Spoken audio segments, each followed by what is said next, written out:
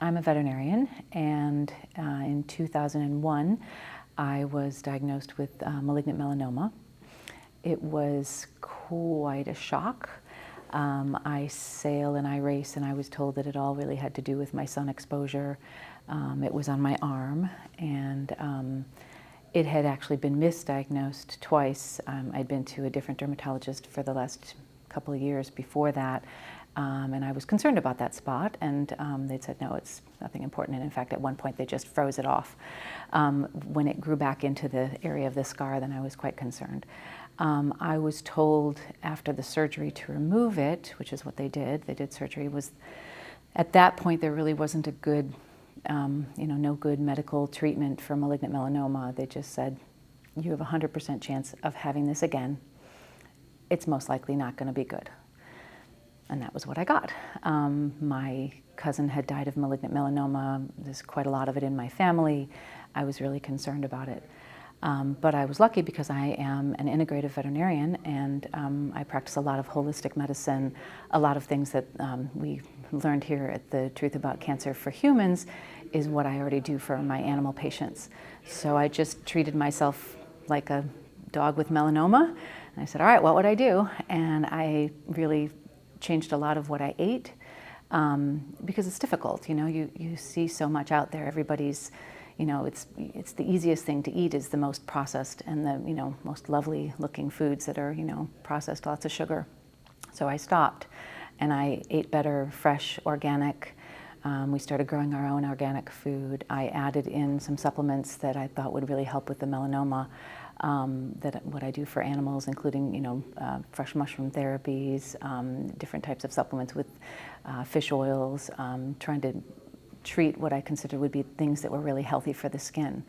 And I went back to my doctor. They said I had to come for 3-month checks, my entire body, and just waiting for it to happen. Malignant melanoma is a really active and aggressive cancer. It's very frightening to have it.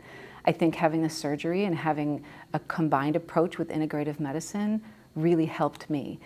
I would not believe what anyone tells you when they say it's the end. Just don't.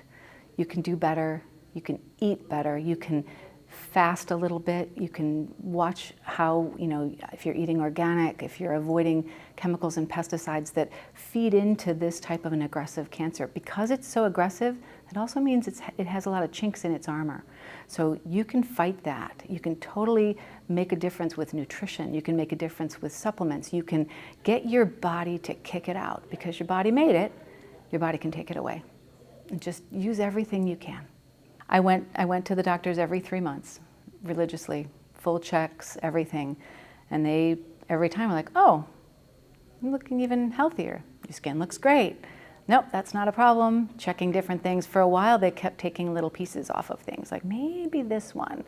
And they were really looking. I was like, okay, I guess. And then I stopped letting them. I'm like, don't touch my skin anymore. You can look at it and tell me what you think, but don't take pieces off anymore.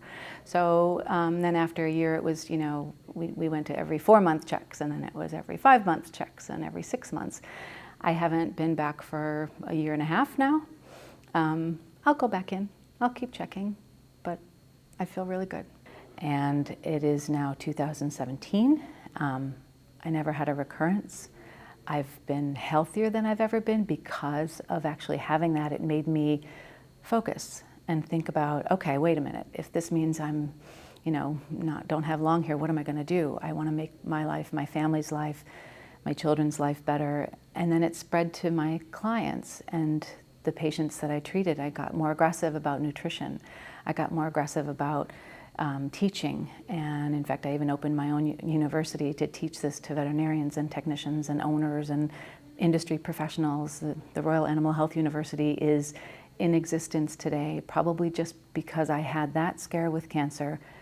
I believed wholeheartedly that I could get past it, and at the same time I was terrified that I would be wrong. So seeing it happen and having my own body do the miraculous thing that it does when you give it the right tools was such an inspiration to me for what I can do with animals and what I can see other people do in the world. It's changed my life. It's changed my vocation, my focus, everything. I think it's interesting as healthcare practitioners that we don't take better care of ourselves. That's been one of the things that I fight a lot about with a lot of my colleagues, and in fact that's one of the reasons I also teach what I do.